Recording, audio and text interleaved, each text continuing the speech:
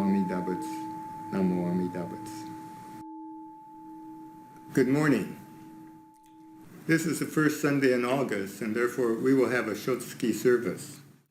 I will read the names of those who have passed on in this month of August. If you have a obutsudan or home altar, we invite you to burn incense in their memory. If not, just spend a few moments thinking of how their lives affected yours. Yachie Motobu, Bedi Tsuneko Yano, Kaname Ken Nakamura, Kiyono Omori, Lillian Atsuko Sekishiro, Florence Yamashita, Florence Tsuyako Mizuki, Kyoko Ochi, Takashi Furukawa, Jackie Newcomer, Masa Nishinaga, Rodney Furuya, Fusae Akiyama, Yukie Hayashi, Hisako Helen Matthews, Michiko Kishimoto, Margarita Rodriguez, Tetsu Yamasaki, Hisatoshi Ueji, Kyoko Nakamura, Mitsu Hachisu, Roy Nakatani, Stephen Yamamoto, Sakaru Ralph Goya, Tomeno Kinoshita, Toyoichi Tanaka, Janet Takeguchi, Paul Shimizu, James Balu, Kitoji Ninomiya, Michiko Kitagawa, Saburo Muraoka, Hatsue Kobayashi, Masuyo Fuji, Fuji Hashiguchi, Inoue Ito, Kan Nishinaga, Masahide Kuroe, Misao Taniguchi, Denichi Kawasaki, Mina Murata, Kinjiro Nakamura, Tanichi Tsuji, Mitsu Ohara, Hatsuko Takasugi, Toku Matsumoto, Genshichi Nabeta, Taka Yamashita, Kuni Yonakura, Haruo Otsuji, Tadao Kiyono, Mitsuo Taniguchi. And again, we appreciate all those who passed on in the month of August, for they have contributed to our lives. Here it is, the first part of August, and we're still mired in this pandemic. Over 153,000 Americans have died in 5 months. That's about 150 days, which would mean it's about 1,000 people a day who are dying.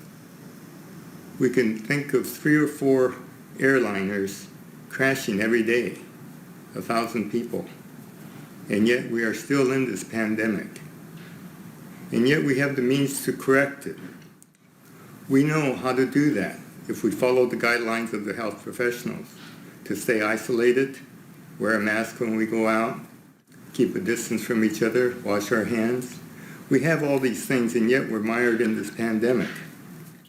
And America is suffering, but we know that suffering is one of the causes is ignorance. And so we can alter this, but we must think and do what is right. If we look at some of the things on TV, we see crowds gathering. And famous people, Herman Cain, who was the presidential candidate a few years ago, was seen smiling in a photograph in a Trump rally just a month ago. And he's without a mask and with other people very close. And within a month, he has died of the virus. And so we think that it's only in these big crowds, but we also find out that it is in family gatherings. And so we really want to be aware of this. We're fortunate in San Diego in that apparently there has been no deaths of people we know in our membership. This is the month of Obon. We're aware of those who have passed on. We're aware of spirituality. And we want to make sure that those of us that we know do not pass on just because we gather for traditional things. And it's this thing on spirituality that I would like to talk about today. Usually in the month of August, we take time off from our activities, usually our Sunday services.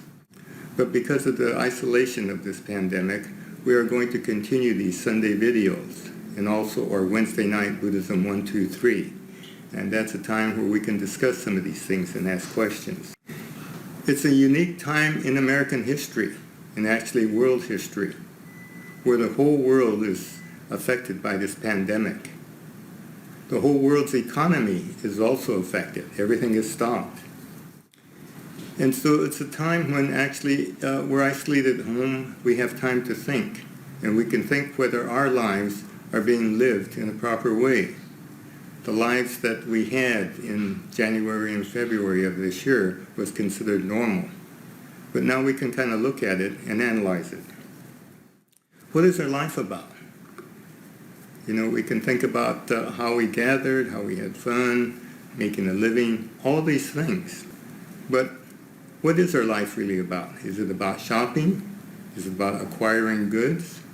We haven't been able to do some of those things for months. And yet we're still, most of us, doing okay. And yet there are those who do not have the comforts of a house and home. And there are places and other places in the world that are actually suffering. And so it is a time that we can reflect and see what's real, what we really need, or is it what we just want. This is a challenge to our life, and we might look for guidelines to our life. And this is where religion might come in. Do we need religion? There are some people who may believe that we don't need religion. But we might think of what are the guidelines to my life. I often have trouble writing these Dharma talks because I'm trying to convey the thoughts of 13th century or 16th century writings of Shinran or Renyo or some other masters, and I like to make them relevant today. But times were different then. Illness and death were a common thing for many people. They didn't have the conveniences of antibiotics and surgeries and many of the things we have today. So today, sometimes we think that these things are not a problem. And we see that in the videos we might see on TV where people are just assuming that there's no problem. And yet, the coronavirus now has made us aware that death can be very close. Any of us can die at any age. So in the last 75 years, our attitude toward illness and death has shifted just because of this. And although many people may not have been interested in spirituality, because of the possibility of death, we might think a little bit more about this. And so as a Shin Buddhist minister, I think it's part of my job to make people aware of the spiritual nature of all life. And so what I'd like to talk about today are the aspects of two truths. The first we'll call ordinary truth. And this is a truth we live by every day. This is something that we acquired when we were young. Of course, everyone knows certain truths. But because we're so used to it, it's hard to change. And sometimes there may need to be a change because the second truth is what we might call true reality. Shinran said that the Nembutsu is true and real. So this true reality might represent spirituality or the sacred nature of all things. Now, ordinary truth is, what we're all used to. It's how we have survived and lived our ordinary life. To give you a couple of examples, the most common thing of ordinary truth is that the sun rises in the east and sets in the west. And we know that. And the newspaper tells us what time it rises and sets. And so this is an ordinary truth. But the true reality is that the sun doesn't revolve around the earth is spinning around the sun. And so in order to reach the moon in a rocket ship or Mars, we have to look at true reality. Some of the other things of ordinary truth versus true reality. You might recall in high school that you thought the best looking girl or guy, the guy who was good in athletics would make a good husband or wife. And we find as we mature that there are other qualities that are more important. Another ordinary truth is that the more money we have, the happier we would be. And yet I think research has shown that sometimes in the corporation, the people who are highest paid have the highest stress. Sometimes we hear about these people actually committing suicide or doing things with all that money. And yet sometimes the research tells us that the lowest paid employees, sometimes those who may clean the offices and such, are the happiest, because although they may not have a lot of money, they have relationships, family. And then there's another thing about social status and possessions, that perhaps this will make us happy. And yet, I think in Buddhism it tells us it is just that. It is that we have a sense of ourselves and our place in the community. So these are some examples of ordinary truths. These are things that we live by, but they're limited.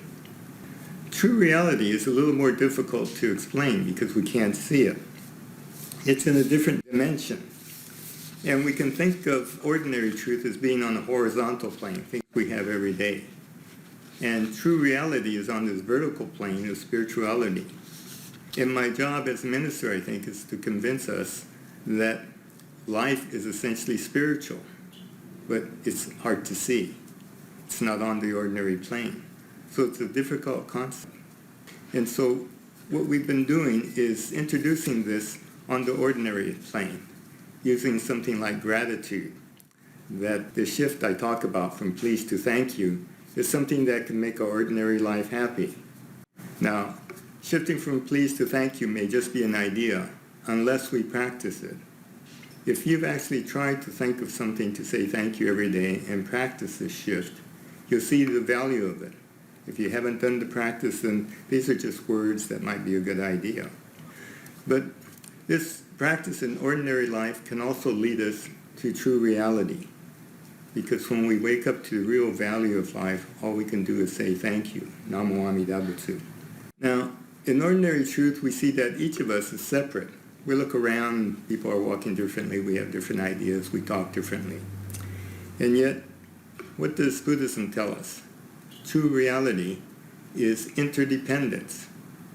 Initially, it's called anatma, no separate self. It's easier to talk about things in terms of true reality, in terms of interdependence, in that everything is connected. What I do affects others, what others do affect me. Everything affects everything else, not only us humans, but the non-human world, even water, air, everything is interconnected. And so we see that the ordinary life that we live are things that we can see, and we seem to trust that. But in reality, it's the unseen things that the Buddha talks about that really affects our lives. And that was true, this unseen nature, until the COVID-19 virus hit us. In that now we see that life is interconnected, that something that happened, half a world away affects us now. And that this thought of interdependence is causing us to either be infected or cause infection, and that we, and only we, can control this. It's not up to someone else, just by the things that have been recommended, isolating, wearing a mask, and those kinds of things. And so this pandemic has helped us learn a very important lesson. It's like the riptides we talked about, things like the inequity in that Black Lives Matter, the movement has shown us, and global warming. These things are sometimes unseen, but they're affecting us. And these negative things that we find that hamper our lives helps us to wake up. It helps us wake up to the deeper truths of life. The Nembutsu that we talk about is true and real. And my challenge is to wake myself up.